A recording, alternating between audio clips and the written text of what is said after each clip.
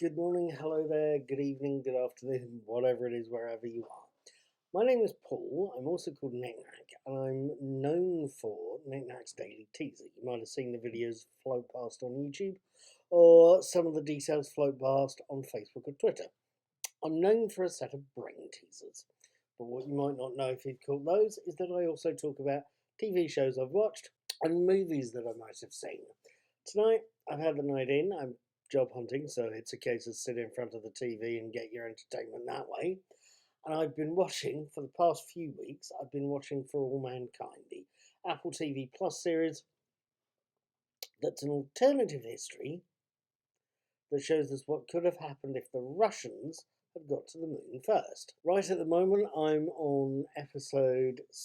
Let me double check here because I'm slowly losing my mind. Tonight, I've seen episode 6 called Home Again. Let me try and give you a quick potted summary. Episode 6, Home Again, opens on the alternative version of the 23rd of August 1974 as Apollo 23 is preparing to launch.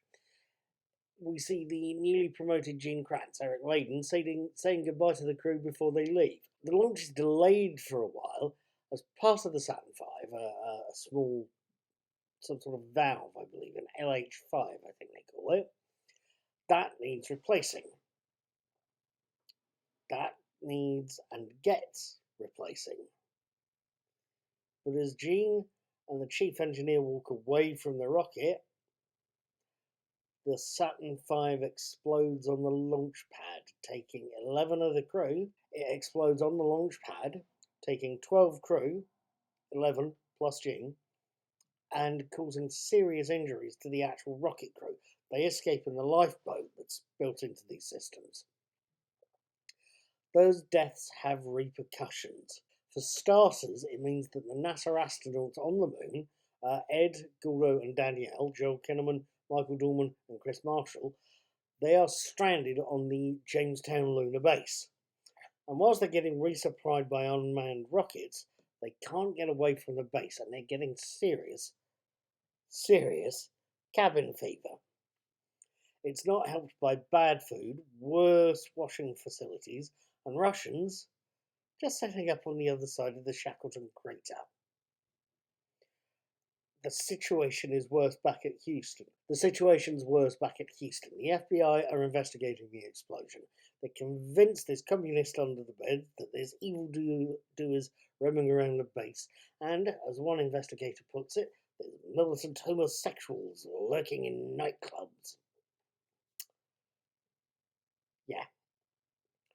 Ellen Waverly, Jodie Balfour, she's one of the female astronauts, and she's seriously worried by this, as her and her girlfriend are being seriously affected. With all that going on, NASA's administrator, Harold Weisner, played by Wallace Langham, has got a job for Margot, one of the flight officers. Margot, played by Ren Schmidt. Weisner needs Margot to pick up one last report from the one person qualified to give it, and the one person Margot doesn't really want to see. Wernher von Braun. How do I feel about Home Again? Pretty damn good, actually. Most serials, most series have ups and downs, obviously. Famously, Doctor Who's getting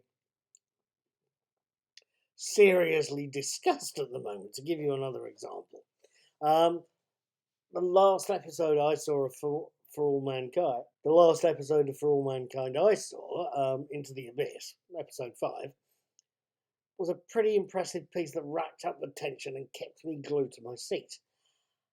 They've done it again. Although Home Again isn't an action-adventure piece, it's more of a political thriller, but it's done the tension pretty damn good. It's given us a nice mix of All the President's Men combined with Silence of the Lambs. The scenes of Margot and Dr. Von Braun are really watchable. I was trying deliberately not to think of Hannibal Lecter at this point, but it's going to creep in somewhere with this episode. I loved it. It's a great little episode. It's a beautiful watch, and frankly, I'm glad I've got the next couple of nights off because I want to see what they can do to follow this up. At any rate, thank you for watching. Have a good night. I'm going to try and go to bed. Take care.